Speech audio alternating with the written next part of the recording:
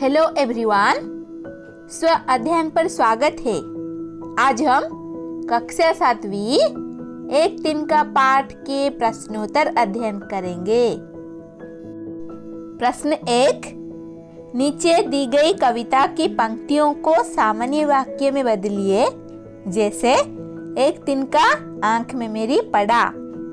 सामान्य वाक्य में मेरी आंख में एक दिन का पड़ा। ठीक उसी प्रकार मूठ देने लोग कपड़े की लगे। ये होगा सामान्य वाक्य में लोग कपड़े की मूठ देने लगे। का एक दिन जब था मुंडेरे पर खड़ा। ये होगा सामान्य वाक्य में एक दिन जब मुंडेरे पर खड़ा था। उसके बाद ख लाल होकर आंख भी दुखने लगी। उत्तर आंख लाल होकर दुखने लगी। फिर ग एंट बेचारी दबे पांव भागी। ये होगा सामान्य वाक्य में बेचारी एंट दबे पांव भागी। घ जब किसी दफ से निकल तिनका गया।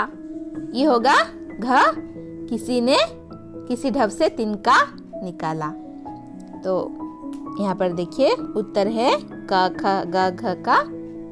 आप देख सकते हैं और लिख भी सकते हैं। प्रश्न 2, एक तिनका कविता में किस घटना की चर्चा की गई है जिससे घमंड नहीं करने का संदेश मिलता है? उत्तर इस कविता में उस घटना का वर्णन किया गया है जब कवि की आंख में एक तिनका गिर गया। उस तिनके से काफी बेचैन हो गए कवि। उनका सारा घमंड चूर हो जाता है।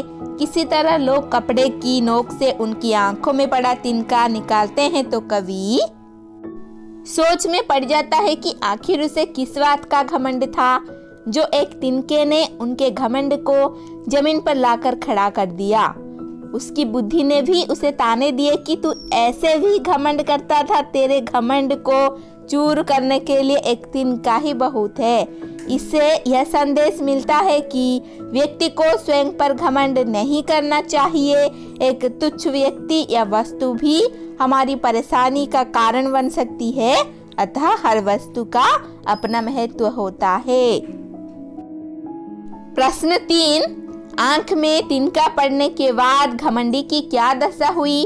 उत्तर घमंडी की आंख में तिनका पड़ने पर उसकी आंख लाल होकर दुखने लगी। वह बेचैन हो गया और उसका सारा एंट समाप्त हो गया। प्रश्न 4, घमंडी की आंख से तिनका निकालने के लिए उसके आसपास के लोगों ने क्या किया? उत्तर घमंडी की आंख से तिनका निकालने के लिए उसके आसपास के लोगों ने कपड़े की मूठ बनाकर उसकी आंख में डाली। प्रश्न 5, एक तिनका कविता में घमंडी को उसकी समझ ने चेतावनी दी। एंट था तू किसी लिए इतना रहा, एक तिनका है बहुत तेरे लिए। इसी प्रकार की चेतावनी कवि ने भी दी है। तिनका कबहू न नींदिए पांव तले जो होए, कबहू उड़ी आंखिन परे पीर घनेरी होए। इन दोनों में क्या समानता है और क्या अंतर लिखिए। अब हम इसका उत्तर अध्ययन करेंगे। उत्तर उपर्युक्त काव्यांश के माध्यम से कवि ने यह संदेश दिया है कि अहंकार नहीं करना चाहिए, क्योंकि एक छोटा सा तिनका भी अगर आंख में पड़ जाए तो मनुष्य को बेचैन कर देता है। ख इन दोनों काव्यांशों की पंक्तियों में अंतर यह है कि हरिओध जी द्वारा लिखी पंक्तियों में किसी प्रकार के अहंकार से दूर रहने की चेतावनी दी गई है, क्योंकि एक तिनका भी हमारे अहंकार को चूर कर सकता है। छोटे से छोटे वस्तु का अपना महत्व होता है। दोनों में घमंड से बचने की शिक्षा दी गई है। प्रत्येक तुच्छ समझी जाने वाली वस्तु का अपना महत्व होता है। इसके बाद हम अनुमान और कल्पना के बारे में पढ़ेंगे। प्रश्न 1, इस कविता को कवि ने मैं से आरंभ किया है। मैं घमंडों में भरा ऐंठा हुआ। कवि का यह मैं कविता पढ़ने वाले व्यक्ति से भी जुड़ सकता है और तब अनुभव यह होगा कि कविता पढ़ने वाला व्यक्ति अपनी बात बता रहा है। यदि कविता में मैं की जगह वह या कोई नाम लिख दिया जाए तब कविता के वाक्यों में बदलाव की जाएगा।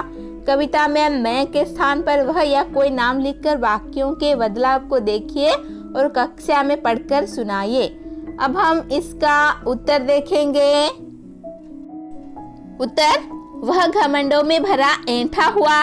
एक दिन जब था मुंडेरे पर खड़ा, अचानक दूर से उड़ता हुआ एक तिनका आंख में उसकी पड़ा। वह झिझक उठा हुआ बेचैन सा, लाल होकर आंख भी दुखने लगी। मूंठ देने लोग कपड़े की लगे। ऐंठ बेचारी दबे पांव भगी। जब किसी ढफ से निकल तिनका गया तब उसकी समझ ने यूं उसे ताने दिए, ऐंठता तू किसी लिए इतना रहा, एक तिनका है बहुत तेरे लिए। प्रश्न 2, नीचे दी गई पंक्तियों को ध्यान से पढ़िए। ऐंठ बेचारी दबे पांव भागी, तब समझ ने यूं मुझे ताने दिए। इन पंक्तियों में ऐंठ और समझ दोनों शब्दों का प्रयोग सजीव प्राणी की भांति हुआ है। कल्पना कीजिए यदि ऐंठ और समझ किसी नाटक में दो पात्र होते तो उनका अभिनय कैसा होता। अब हम इसका उत्तर अध्ययन करेंगे। ऐंठ और समझ, ऐंठ, इतना ऐंठते क्यों हो? फिर ऐंठ, समझ, यह तेरी समझ से बाहर की बात है। फिर समझ, ऐसी कौन सी बात है जो मेरी समझ में नहीं आती। फिर ऐंठ, समझ, तेरी समझ में यह नहीं आता कि यदि मनुष्य सुंदर हो, धनवान हो, समाज में ऊंचा स्थान रखता हो तो उसे अपने ऊपर घमंड आ ही जाता है। फिर समझ, नहीं ऐंठ, कभी घमंड नहीं करना चाहिए क्योंकि यह सब तो क्षणभंगुर है, कभी भी नष्ट हो सकता है। लेकिन मनुष्य की विनम्रता, उसकी परोपकार की भावना व हंसमुख स्वभाव कभी नष्ट नहीं होता। इतने में ऐंठ की आंख में एक तिनका उड़कर पड़ गया। फिर समझ बोल रहा है, ऐंठ, इतना तिलमिला क्यों रही हो? फिर ऐंठ बोल रही है, न जाने कहां से आंख में तिनका आकर पड़ गया। मैं तो बहुत बेचैन हो रही हूँ। अब तुम्हारी घमंड कहाँ गया? एक छोटे से तिनके से तिलमिला उठी। ऐंठ, मुझे क्षमा करो समझ, अब मैं कभी अपने पर घमंड नहीं करूंगी। प्रश्न 3, नीचे दी गई कबीर की पंक्तियों में तिनका शब्द का प्रयोग एक से अधिक बार किया गया है। इनके अलग अलग अर्थों की जानकारी प्राप्त करें। उठा बबुला प्रेम का, तिनका उड़ा आकाश, तिनका तिनका हो गया, तिनका तिनके पास। अब हम ये तिनका शब्द का भिन्न भिन्न अर्थ अध्ययन करेंगे। उत्तर, जिस प्रकार के झोंके से उड़कर तिनके आसमान में चले जाते हैं और सभी तिनके बिखर जाते हैं, उसी प्रकार ईश्वर के प्रेम में लीन हृदय सांसारिक मोहमाया से मुक्त होकर ऊपर उठ जाता है। वह आत्मा का परिचय प्राप्त कर परमात्मा से मिल जाता है, यानी उसे अपने अस्तित्व की पहचान हो जाती है और सभी प्रकार की बाधाओं से मुक्त होकर ईश्वर के करीब पहुंच जाता है, यानी आत्मा का परमात्मा से मिलन हो जाता है। अब हम भाषा की बात अध्ययन करेंगे। किसी ढप से निकलना का अर्थ है किसी ढंग से निकलना। ढप से जैसे कई वाक्यांशों से आप अपरिचित होंगे, जैसे धम से वाक्यांश है लेकिन ध्वनियों में समानता होने के बाद भी ढप से और धर्म से जैसे वाक्यांशों के प्रयोग में अंतर है। धम से, छप से इत्यादि का प्रयोग ध्वनि द्वारा क्रिया को सूचित करने के लिए किया जाता है। नीचे कुछ ध्वनि द्वारा क्रिया को सूचित करने वाले वाक्यांश और कुछ अधूरे वाक्य दिए गए हैं। उचित वाक्यांश चुनकर वाक्यों के खाली स्थान भरिए। छप से, तप से, थर से, फुर से, सन से। ग मेंढक पानी में शून्य स्थान कूद गया। ख नल बंद होने के बाद पानी की एक बूंद शून्य स्थान गई। अब हम ये दो शून्य स्थान और बाकी जो नीचे भी है ये सब शून्य स्थान भरेंगे। ऊपर जो वाक्यांश है ये सब इस शून्य स्थान के अंदर भरकर शून्य स्थान पूर्ण करेंगे। तो यहाँ पर क्या होगा, मेंढक पानी में छप से कूद गया। और ख नल बंद होने के बाद पानी की एक बूंद टप से नीचे आ गई। ग शोर होते ही चिड़िया फुर से उड़ गई। और घ ठंडी हवा सन से गुजरी, मैं ठंड में थर से कांप गया। अब ये नीचे इसका उत्तर भी है, आप सब देख सकते हैं और लिख सकते हैं और पढ़कर याद भी रखेंगे। अब हम अन्य पाठ्येतर हल प्रश्न अध्ययन करेंगे। अति लघु उत्तरीय प्रश्न क कभी छत की मुंडेर पर किस भाव में खड़ा था? उत्तर कभी छत की मुंडेर पर घमंड से भरे हुए भाव में खड़ा था। ख कवि की बेचैनी का क्या कारण था? उत्तर कवि की आंख में तिनका गिर जाने के कारण वह बेचैन हो गया और उसकी आंख लाल हो गई, वह दुखने लगी।